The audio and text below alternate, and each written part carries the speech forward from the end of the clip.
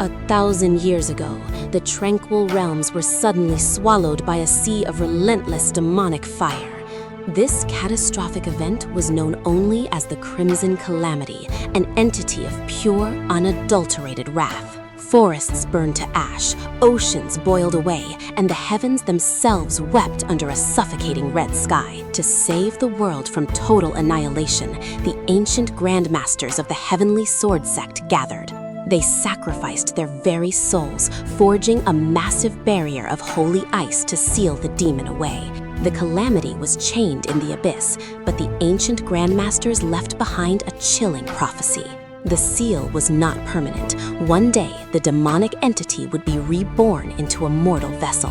For 10 centuries, the Heavenly Sword Sect prepared, training generations of warriors in the freezing arts. They became a clan of stoic, emotionless executioners, waiting for the day the red skies returned.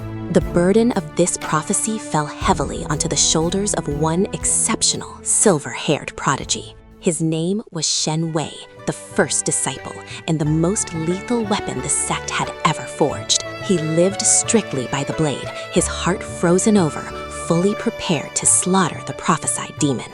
Far below the snowy peaks of the sect, the mortal realm was a chaotic, vibrant world of outcasts. Among them was Li Yu, a rogue illusionist who survived by stealing from corrupt lords and warlords. Where Shen Wei was cold and disciplined, Li Yu was wild, unpredictable, and full of explosive laughter. She danced through the shadows with effortless grace, using razor-sharp, magically enchanted red silk as her weapon. Fate is a cruel writer, and it destined these two polar opposites to cross paths in a ruined temple.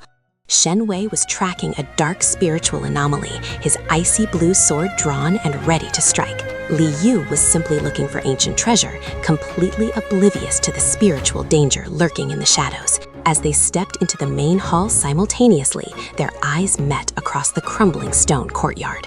Before either could speak, the temple floor violently shattered beneath their feet, plunging them into the darkness. They fell into an ancient, forgotten labyrinth, a massive underground prison teeming with restless, hungry spirits. Shen Wei landed perfectly on his feet, his blade glowing, instantly assessing the deadly subterranean environment.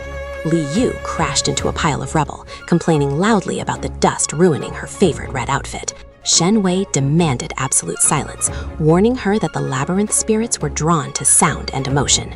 Li Yu simply rolled her eyes, calling him a boring ice block with a stick entirely too far up his robes. Anime-style banter echoed through the dark halls, their drastically different personalities clashing at every single turn.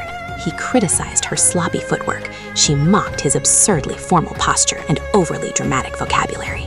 Yet, as the shadows deepened and the labyrinth twisted, they realized they had no choice but to cooperate. A horde of glowing blue phantoms suddenly erupted from the cavern walls, screeching with terrifying hunger. Shen Wei unleashed a flurry of freezing strikes, turning the front line of spirits into shattered ice. But a massive phantom flanked him from the blind spot, its spectral claws inches from his neck. In a flash of crimson, Li Yu's red silk wrapped tightly around the phantom, violently yanking it backward. She flashed Shen Wei a cheeky, arrogant wink.